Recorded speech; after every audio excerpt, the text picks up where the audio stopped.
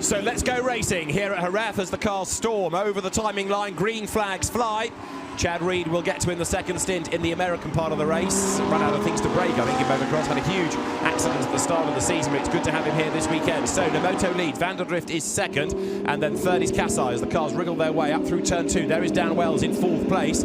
So right now it is Nemoto that leads, but he's in Pro-Am, remember. As far as the championship is concerned, it is Vanderdrift versus Kasai, and it is Chris Vanderdrift staying ahead. So down they come. Keep an eye to number 263 and 268. Kasai in 263, 268. Chris Vanderdrift as the field swoops its way then now towards the Curva Cito Pons for the first time. 288 goes through. That being Gabriele Moroni, who is one of the quick drivers within the Lamborghini Cup, and there an effort is made at the end of the back straight, charging up on the inside line through. On the inside goes 207, and that means that Brendan Leach gains a place.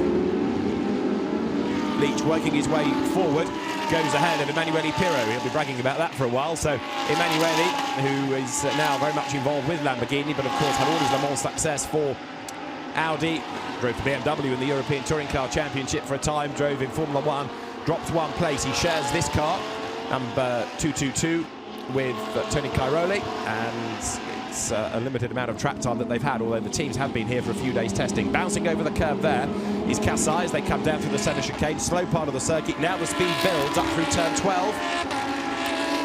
And this is the view from the third placed car then of Takashi Kasai as they break now for Curva Lorenzo up towards the end of the first effectively racing lap.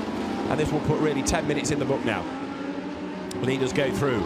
So it is in 266 the race leader Yuki Nemoto trying to build this gap in the car that he shares with Alex Au. Chris Vanderdrift is 1 second back.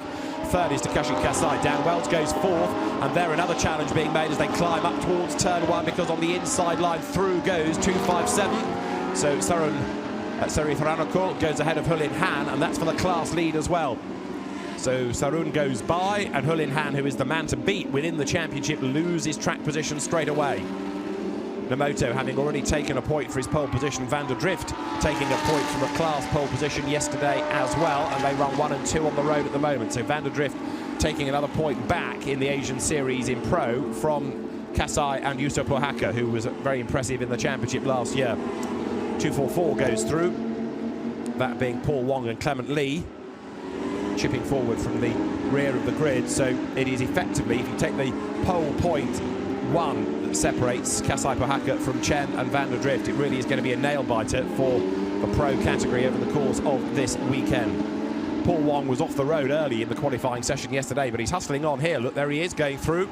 So 244 Paul Wong now accelerates his way down through the turn 7-8 section of the circuit. This driver who came into Lamborghini racing from the Ferrari Challenge, he was last year's Lamborghini Cup champion in the Asian Series, getting himself there onto the back look of 288 of Gabriele Moroni.